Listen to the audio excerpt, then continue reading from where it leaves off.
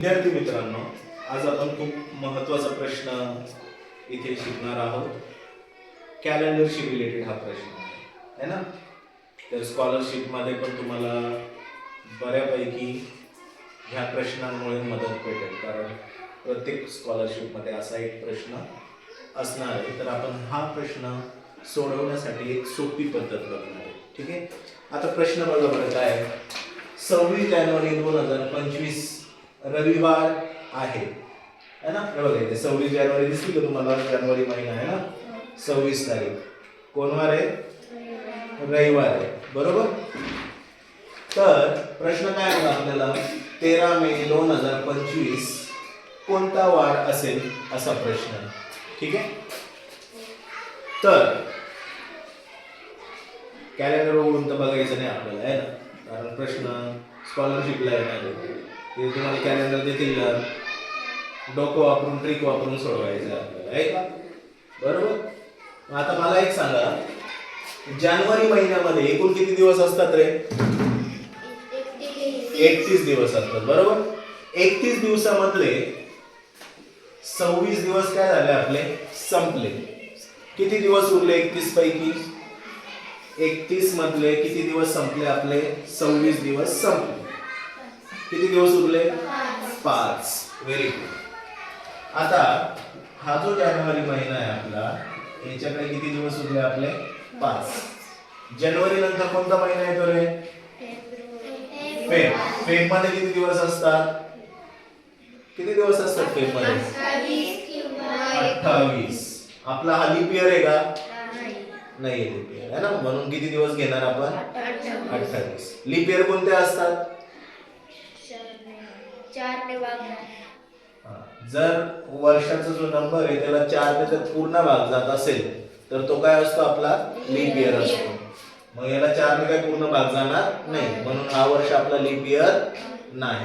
म्हणून आपण फेबचे किती दिवस घेणार? फक्त 28 दिवस घेणार आहे ना, बरोबर. फेब नंतर कुठला महिना येतो?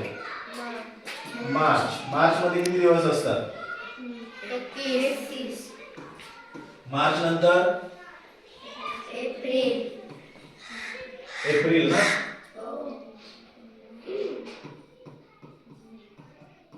एप्रिल किती दिवस? 30. मे. 31. मे मध्ये एकूण असतात 31 दिवस, बरोबर. पण आपल्याला इथे कोणती तारीख विचारली आहे? 13 तारीख. आपल्याला 31 घ्यायची का 13 घ्यायची यावेळेस? 13 दिवस घ्यावा लागतील आहे. मग इथे मे महिन्यामध्ये आपल्याला किती दिवस आहे? 13 दिवस. ठीक आहे. आता हे सगळे आपले महिने आणि त्यांचे दिवस आपण घेतोय. आता करायचं काय आपल्याला? इथे 7 ने भाग द्यायचा आहे. कशाने भाग द्यायचा प्रत्येकाला?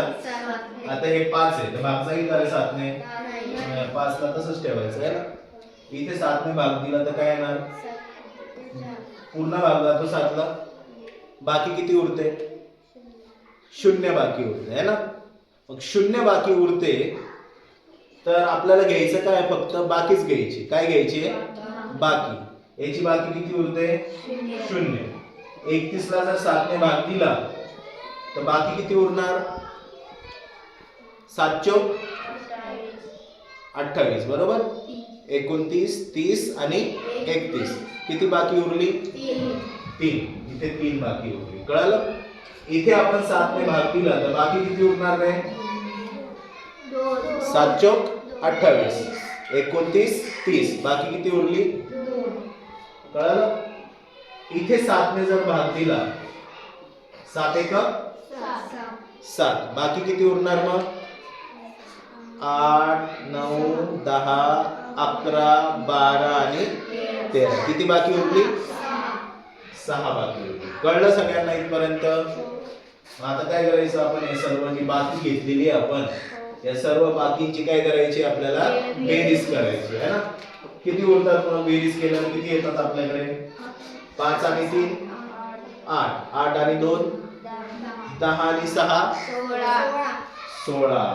आता ही जी बेरीज आली बाकीची, त्याला परत एकदा आपण काय करणार? 7 ने भाग देणार. कळालं? किती बाकी उरतील? 7 दुने 14.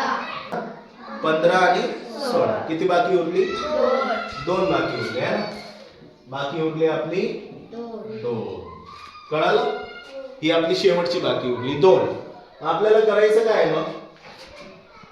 26 तारखेला 26 जानेवारीला कोण वार होता? रविवार होता की नाही? मग रविवारच्या पुढे 2 दिवस जायचं. रविवारच्या पुढे 2 दिवस रविवारच्या पुढे सोमवार आणि मंगळवार. बरोबर? म्हणजे ह्या दिलेल्या तारखेला कोण वार असेल आपला? मंगळवार असेल. कळालं का? आपण कॅलेंडर मध्ये पण चेक करून घेऊ है ना. कॅलेंडर मध्ये चेक करू आपण. ठीक आहे. कोणती तारीख आहे? मे महिन्याची 13 तारीख आहे की नाही? मे महिन्याची 13 तारीख आहे बघा. मे महिना है ना. बघा मे महिना आहे का? मे महिना है ना. 13 तारीख दिसली का? 13 तारीख कोण वार आहे? मंगळवार. कळालं का सर्वांना? कोणाला काही अडचण? ठीक.